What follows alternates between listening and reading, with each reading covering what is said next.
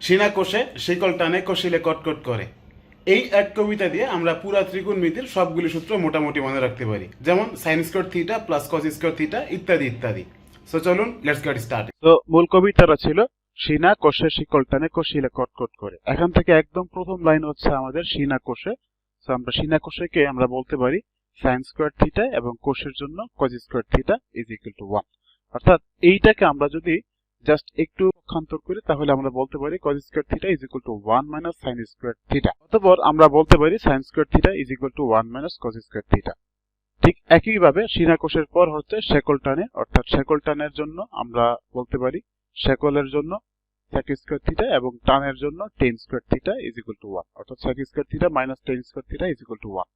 So আমরা এইটাকে একটু পক্ষান্তর করলে বলতে পারি tan square theta is equal to sec square theta minus 1. একইভাবে sec square theta is equal to 1 plus tan square theta। সিনা কোষের শিকল টানের পর্ব গেলে আমাদের বাকি থাকে কষিলে কটকট করে। সো কষিলে কটকট করার জন্য কষিলে মানে হচ্ছে cosec স্কয়ার থিটা মাইনাস কটকট মানে হচ্ছে cot square theta is equal to 1।